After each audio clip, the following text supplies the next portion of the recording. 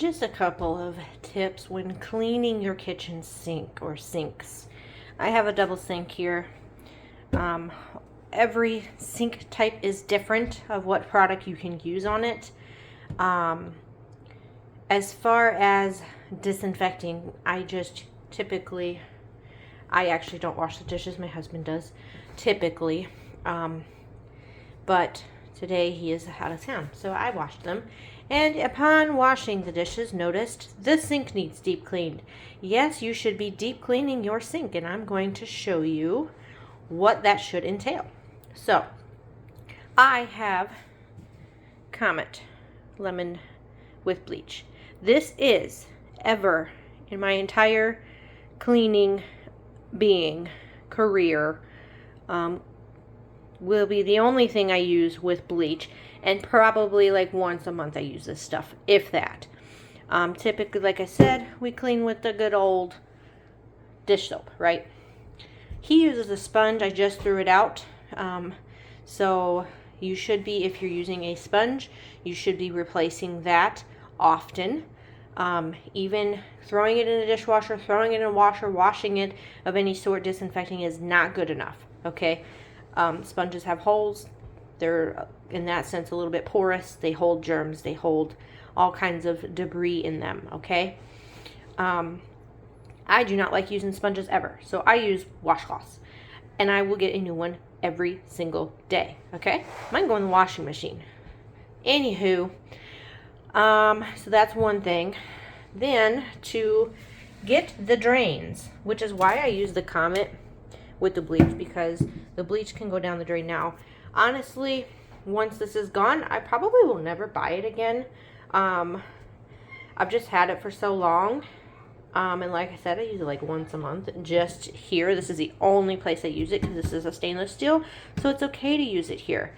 However, I will probably not use it again, and I will be replacing it with a vinegar and baking soda mixture. So that will be good for your drains and for cleaning and sanitizing as well. So there's a side note for you. I do not use bleach products at all. I've done a video on that on why. So you can watch that if you want to know why. To get down in here, I use one of these, which I already did this before filming. So I'm not going to do it again because this is a brand new one, but I just want to show you what I use. And then I threw it away. So it was an old little, we have straws. We use metal straws. And so we have straw cleaners like you wouldn't believe. And so we buy them in bulk.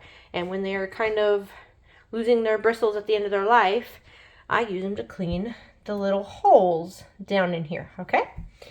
And then you want to make sure that you're getting underneath your strainers, okay? If you have a strainer of any sort in your sink. And that brings me to your strainers itself. I just cleaned these. You want to pull these black pieces off because in between here will get nasty, okay? Well, it looks like I need to clean that a little bit better on the side there. But it's a strainer. It catches the gunk, right? So it gets gunky. So you want to make sure you're getting underneath the black piece. Inside of this one has a little like lip that it holds stuff. Nope, not this one. The other one. Different strainers are different. This piece comes completely off. That one does not, but it lowers to where you can still. So see how it lowers to plunge it down? So in there, the metal will get gross right there, and the bottom of the black thing will get gross right there, okay? This one, like I said, this other one pulls completely off. So it slides down, comes off of there, and then the metal piece comes off, and, oh, that's why I'm like, why does it look dirty? Because I just set it down in this stuff. So I'll rinse that off, but yeah, so make sure you're cleaning your strainers, getting the holes, getting under the black pieces, because those get nasty, and people wonder why their sinks smell. It's because you're not cleaning your drain, okay, properly, okay? So you want to make sure you clean in there. It was pretty gross. You got to think, a lot of things go down your sink. You need to sanitize it properly. That means you put your sanitizer, whether it be bleach, whether it be vinegar, I don't care what it is, as long as it is a sanitizing agent, You should be sanitizing like daily when you clean your dishes, but this is like a deep cleaning sanitize at least once a month. I probably should do it once a week, but again, I don't wash the dishes and he does it. So this is me coming behind and doing it. So I recommend doing this like once a week, but if you're busy like I am, once a month at least, because think about it. When you're baking and cooking, you're using raw things, raw meats, raw eggs. That can be very, very bad if you get it splattered here and now you're touching that while washing your dishes, and your dishes might be getting clean and sanitized while you're washing them, but then you're still touching the sink when you're grabbing things, and your dishes, you know, are touching that too. So just to prevent contamination from the, you know, you're stirring things, you're cooking things, and then you're putting it in your sink. Sometimes they still have like raw meat on them. You know, you're cutting up stuff, whatever. It's another thing, like cutting boards. You know, you're cutting raw things on cutting boards and then throwing them in the sink, right? Even if you wash it right away, there's still the water splashing it everywhere, right? You can be as careful as you want to be. It's still going to happen. So what I'm going to do now, and then of course you want to make sure you're getting like up in here, which I already did all back there a little bit. I'll probably do a deeper clean on that later. So I'm going to get a clean sponge, because that's what he likes to use. And then I'm just going to clean with that. So I could just grab a washcloth too, but that's pretty much it. And then this you just wet down and it just kind of washes away. You want to get everything cleaned out now. So you don't need a lot in here. Even if you're doing the vinegar and baking soda method, whatever you're using, don't need a whole lot. I used the old sponge first to get it clean, and then I'm going to use a clean sponge because your old sponge has contaminants in it, so you're not really cleaning at the point. I was just kind of scrubbing the old gunk off of the sink with it first. I'm holding this one-handed, so sorry if I'm shaking the camera a little bit. I'm trying to hold it steady while, but see, it just rinses down easy.